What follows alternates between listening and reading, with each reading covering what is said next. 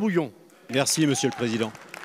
Comme le dirait Eddie Mitchell, c'est ma dernière séance, c'est-à-dire ma dernière question. Et j'ai pensé transformer ma question en un vœu dans l'espoir qu'il se réalise. J'ai fouillé dans ce qui m'a fait bouillonner ces derniers temps et j'ai repris la question de l'écocide et de sa reconnaissance dans le droit pénal que j'ai défendu au nom de mon groupe il y a quelque temps de cela. L'équation est assez simple.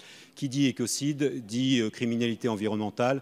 Qui dit criminalité environnementale dit destruction d'habitat naturel. Qui dit destruction d'habitat naturel dit animaux sauvages en déshérence. Et qui dit animaux sauvages en déshérence dit risque de pandémie ou d'épidémie. Vous voyez à quoi je fais référence. Alors quand allez-vous reconnaître enfin dans notre droit l'écocide? Un mot plus personnel, Monsieur le Président. Si je suis ici depuis 13 ans, c'est à cause de ma mère. Lorsque j'étais lycéen, lors de mon premier engagement, rassurez-vous, Monsieur le Premier ministre, rien de violent, c'était pour la constitution d'un comité de défense pour Nelson Mandela, ma mère m'avait dit « la politique, ce n'est pas pour nous ». Et depuis ces longues années, j'ai tout fait pour ne pas lui donner raison et pour faire en sorte que le fils de marin et de femme de ménage que je suis ait sa place ici. Et si j'ai beaucoup donné, parfois au détriment de mes enfants, Oscar et Roman, c'est pour faire en sorte que eux, ou ceux de leur génération, ne se disent jamais que la politique, ce n'est pas pour eux. Un dernier mot. Et Monsieur le ministre, je crois savoir, Monsieur le Premier ministre, je crois savoir que vous êtes de ces hommes qui lisent et que vous aimez le verbe. Je crois que nous avons en commun sans doute cela et un peu la Normandie aussi. J'emprunterai mes mots à ce poète Federico García Lorca qui a été abattu, comme vous le savez, par les miliciens parce que homosexuel, parce que républicain et sans doute parce que poète. Et il disait « Je reviendrai ici chercher mes ailes ». Oui, je reviendrai chercher ici mes ailes parce que je suis de ceux qui pensent que notre Assemblée est capable de nous élever. Elle l'a fait lorsque notre ancien collègue Patrick Roy nous a émus jusqu'aux larmes.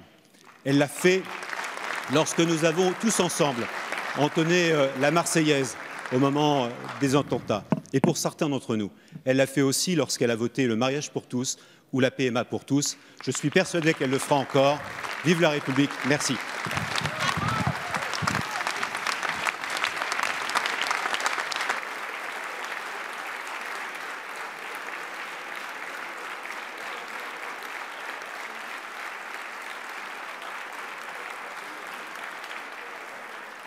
Merci, chers collègues.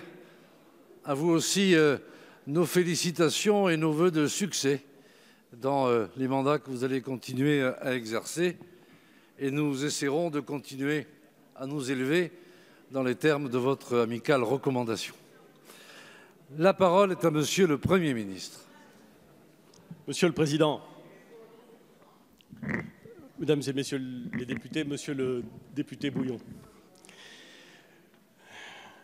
je ne dirais pas ça en temps normal, mais nom de nom, vous avez bien fait de ne pas écouter votre mère.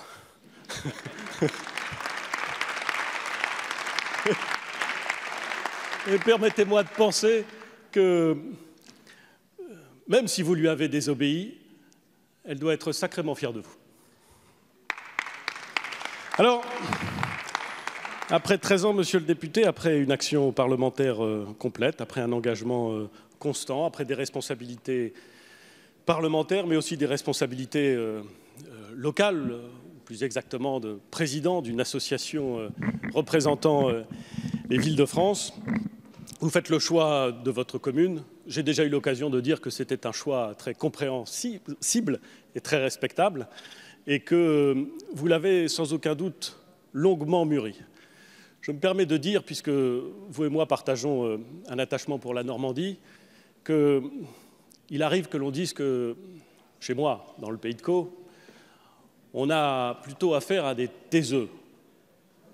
Et il faut reconnaître qu'en Pays de Caux, il y a beaucoup de taiseux, vous le savez comme moi.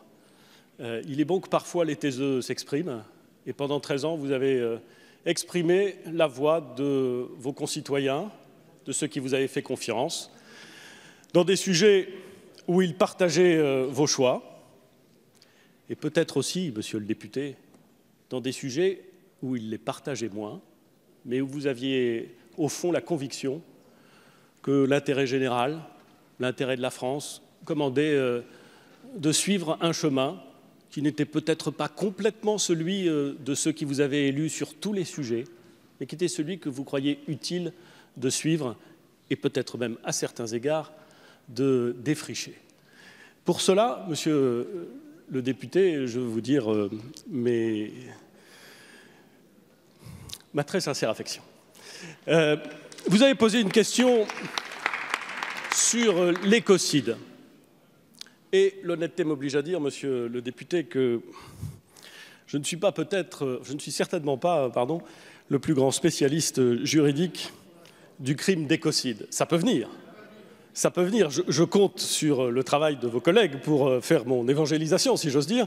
Mais je prends un engagement, comme vous l'avez pris, celui de m'y mettre et de pouvoir vous répondre très directement et très complètement par écrit, monsieur le député.